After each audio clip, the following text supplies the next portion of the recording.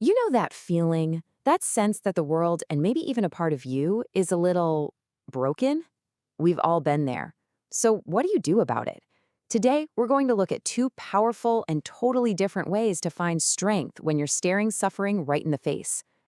And that brings us to the big question, the one that really frames this whole conversation. Do you turn inward and forge an unbreakable will from your own pain?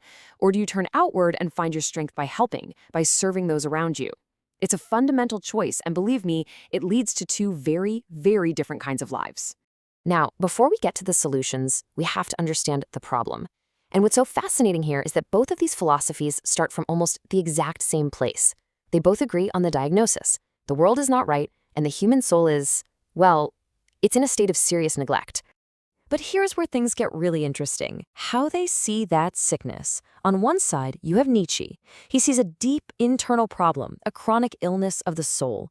He thinks we've adopted values that actually deny life itself, that we're making ourselves sick from the inside out.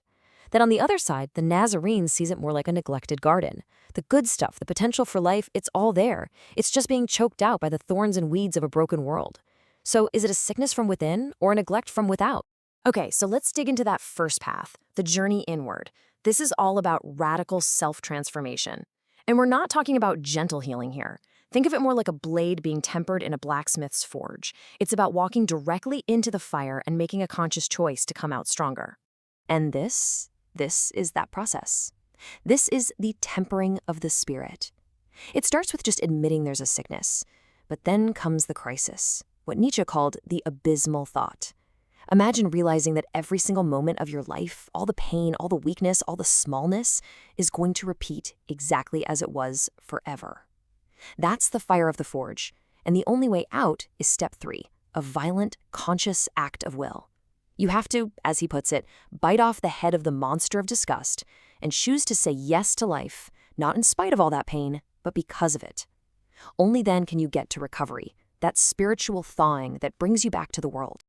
And this quote just nails the whole idea of overcoming. See, in this view, real strength isn't about being untouched by pain or living some perfect, sheltered life. No way. True, resilient health is something that's forged precisely because you've been through the fire. It's a strength that comes from triumph, a kind of giddy gratitude for having made it through. So where does this all lead? It leads to this incredible idea, amor fati, the love of your fate. And don't mistake this for just gritting your teeth and bearing it. This is a passionate, wholehearted yes to everything that has ever happened to you and everything that ever will. The individual becomes an artist, and their life, with all its randomness and pain, becomes their masterpiece. All right, let's pivot and look at the second path, which goes in a completely different direction. Instead of turning inward to the forge, this path turns outward to the garden. The whole focus shifts from conquering yourself to nurturing your community. And the foundation for this path? It's a single powerful command. But it's not just a friendly suggestion to be nice, no. It's framed as a new commandment, something that is meant to completely redefine the group's identity. The specific way they treat each other is supposed to be the public, unmistakable sign of who they are. And when you break it down, you realize what a high bar this is. The love they're talking about is modeled on this divine, self-sacrificial ideal. You give without ever expecting to get anything back. It's an active kind of service, one where you take the blame for what goes wrong and you give away the credit for what goes right. And what's really interesting is that this isn't powered by a sheer willpower, but by a kind of inner peace that allows you to love even when things are falling apart. I really love this metaphor. This love isn't just a warm, fuzzy feeling. It's a burning torch. It's a fire that gets passed from one person to the next, like runners in a relay race. And the goal isn't just to keep going. It's to keep that specific fire alive and burning bright, so that the whole community is identified by its unique light.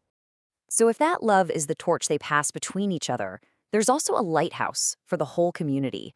A shared memory of a great sacrifice acts as this constant, guiding light. It's a tangible anchor, something that reminds everyone what they're there for and empowers them to keep serving, especially when the storms hit and it gets dark. Okay, so we have the path of the forge and the path of the garden. Two incredibly powerful responses to a broken world. Let's put them right next to each other and really see the fundamental choice they represent. This table just lays it all out, clear as day. Look at the focus. Nietzsche's yes-sayer is all about the self, about internal will. The disciple? They're focused outward, on others, through service. How do they respond to flaws? The yes-sayer overcomes them with raw willpower. The disciple nurtures them with love. And their source of strength couldn't be more different. For one, it's a solitary triumph over their own suffering. For the other, it's a community bound together. Which brings us to the ultimate goal. For the yes-sayer, it's amor fati, to love your fate. For the disciple, it's agape, to love one another. And that brings us right back to where we started. But now we really understand the stakes. Are you the solitary artist, turning your own pain into a masterpiece? Or are you the devoted gardener, finding purpose in tending to others? Two paths, two profound visions of strength. And the question that's left for all of us is, which one truly leads to a life well lived?